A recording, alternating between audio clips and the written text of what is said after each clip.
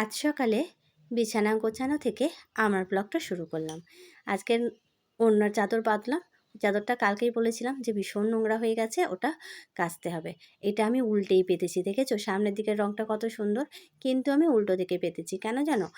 ছুটির দিন, মামা তো সারাদিন থাকবে, আর ওই ধুলো পায়ে একবার নিচে যাবে, আবার এসে ওই বিছানার মধ্যে উঠে পড়বে, তো প্রচুর নোংরা করে দেবে। তো ভাবলাম যে এটা উল্টেই পাতি। আর এদিকে সূর্যি মামা উঠবো কি উঠবো না সেটাই ভাবছে মেঘের ভেতর থেকে। Good morning. চলো এবার নিজের কাজ কিছুটা গুছিয়েছি, কিছুটা করে বাকি আছে। বাবা জামা কাপড়গুলো গুছাবো। আমার আলমারিটা ছোটো বলে না, এটা একদম এর সঙ্গে মানে বড় হচ্ছে কভারটা। মামার জামা কাপড়গুলো গুছিয়ে নেব, নিয়ে তারপরে ঘর বারান্দা পরিষ্কার করতে হবে। আলোটা লাগছে এদিকে। চলো বন্ধুরা, দেখতে থাকো, সঙ্গে থাকো, অবশ্যই তোমাদের ভালো লাগবে। আর কোথাও থেকে শেষ পর্যন্ত দেখার অনুরোধ রইল। মামামের জায়গাগুলো গুছিয়ে রাখলাম, যেগুলো মানে এবছর পরিয়ে নিতেই হবে, ছোট হয়ে যাবে তো সেগুলো। আর এই জামাটা কদিন পরলো, বেশি দিন পরেরই, কিন্তু ওই ছোটো হয়ে যাবে। এটা আর পরা যাবে না, ফিগারে হবে হয়তো, কিন্তু ওই কাঁধের কাজটাই অসুবিধা হচ্ছে। তো মোটামুটি সেরকম গুছিয়ে নিয়েছি। আর এই যে গ্রীষ্মকালেরগুলো বার করেছি, এগুলো পুরানো, জানি না এগুলো হবে কি না। আর এখানে দুটো নতুন আছে, আগের বছরের নতুন, এগুলো ভাঙাই হয়নি। এগুলো আবার টেপ ফ্রকের মতো স্কুলে জামার ভিতরে পরানো যাবে।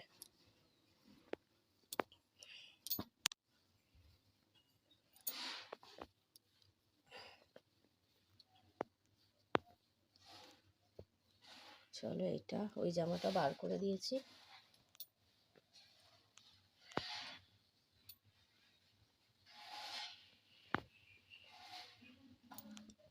আপাতত সামনে থাক।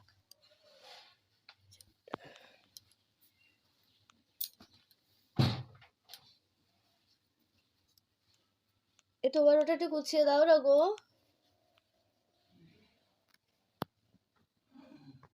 আর এই শোকেসের জিনিসপত্র দেখো খুব একটা ব্যবহার হয় না বলে না, মানে কাঁচের ভিতর থাকলেও অনেক দিন পরে সেই একদম ধুলো ভর্তি হয়ে গেছে। আর আমি দেখো কিছু কিছু আঠার জিনিস এগুলো সেফ থাকার জন্য এর ভিতরে ঢুকিয়ে রেখে দিয়েছি, শুধু ধুলো হয়ে যায়, শুধু ধুলো, এত ধুলো।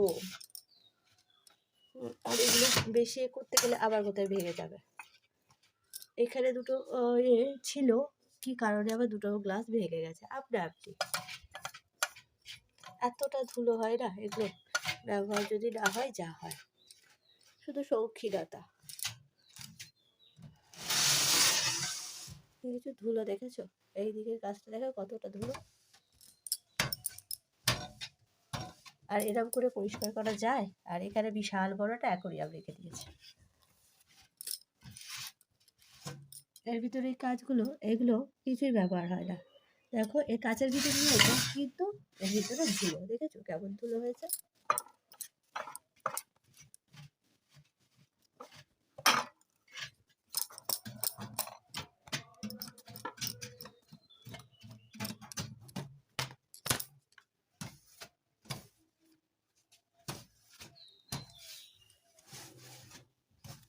বাবু আবার এখানে একটা গোলাপ ফুল লাগিয়েছে অনেক দিনের।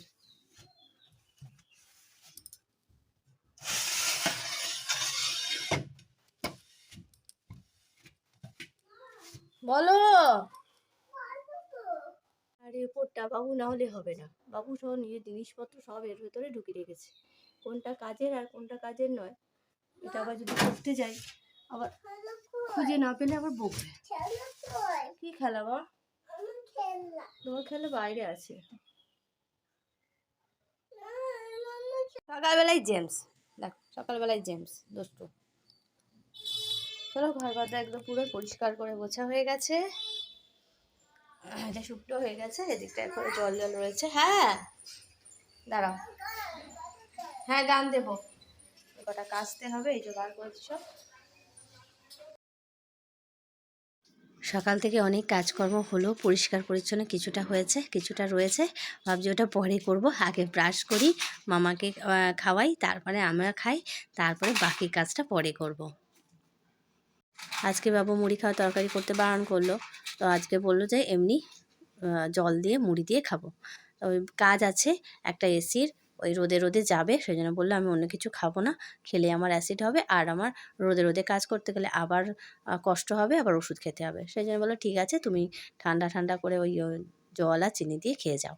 তারপরে আমিও সেটাই একটুখানি খেয়ে নিলাম।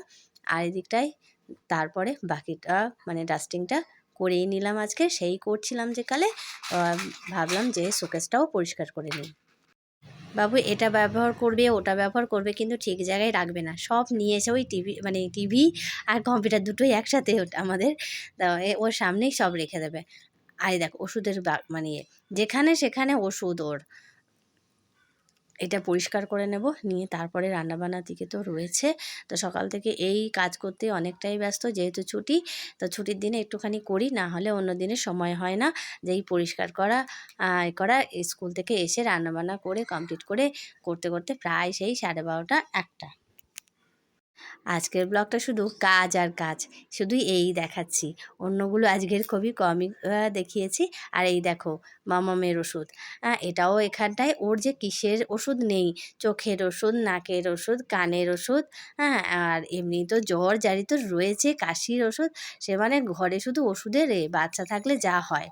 চলে এলাম ছাদে, এগুলো কাচাকুচি কমপ্লিট করে নিয়ে। আর দেখো আমার পেছনে পেছনে তো আমার লেজুরটা আসবেই, বলটা নিয়ে চলে এসেছে। ওকে বলছি বলটা যদি ছাদ থেকে নিচে পড়ে যায় তো আর গুঁড়োতে যেতে পারবো না, নিচে পড়া মানে ওই নিচের সাইডে ড্রেনে গিয়ে পড়া, সেখান থেকে আর তোলা সম্ভব নয়। বালিশের কভারগুলো ভালো করে কেচে দিয়েছি। দুষ্টুটা আমার সঙ্গে ছাদে এলে মাঝে মাঝে অত্যাচারও করে, আবার মাঝে মাঝে আমাকে হেল্পও করে দেয়। ওই দেখো বালতি থেকে তুলে তুলে আমার হাতে দিয়ে দেয়। ওকে আমি বারণ করছি যে বড় জিনিসগুলো তুলো না, ছোটোগুলো তোলো। আর এদিকে আমার তারটা দেখো না, তারটা সেই ঝুলে নিচু হয়ে গেছে, আবার এদিকটায় হয়ে গেছে, ছিঁড়েও যাচ্ছে, মানে ওটা আর বেশি দিন লাস্টিং হবে না।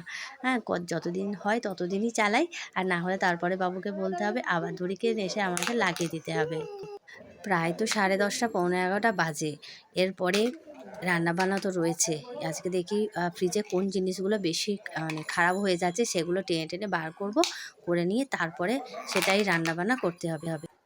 তোমাদের সঙ্গে গল্প করতে করতে আমার অনেকটাই কাজ হয়ে গেছে। তারটা দেখেছো কেমন নিচু হয়ে যাচ্ছে, হচ্ছে না, তবুও কোনো রকমে আমি আজকের দিয়ে দিই, আর বাবুকে বলবো ওটা ঠিক করে দেওয়ার জন্য।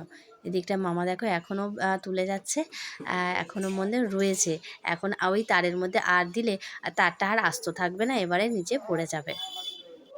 দুষ্টুটা জল ঘাটার সুযোগ পেলে একবার হয়, ওই যে ওইটার মধ্যেও জল রয়েছে, তো সেইখানে একটু ঘাঁটি, মানে জল একটু ওর লাগবে, ওর খেলাতে ওই দেখেছো দেখেছো বালতিটা উল্টেও জল ফেলছে। ওই দেখো দুষ্টুটার কাণ্ড দেখেছো। ব্যাস এদিকটা কমপ্লিট হয়ে গেছে, এবার রান্নার দিকে যাই। আর রান্নার আজকে দেখবে ওই যে নিয়ে এসেছি কাঁচকলা, কাঁচকলাগুলোর কী অবস্থা হয়েছে দেখবে, কি বলবো, কাঁচকলা তো নয়, সেই যে পাকা কলা, এই দিয়ে পেঁপে দিয়ে তরকারি করব, আর বড়ি রয়েছে। তো বন্ধুরা আজকের ব্লগটা এই পর্যন্তই, ভালো থেকো সুস্থ থেকো।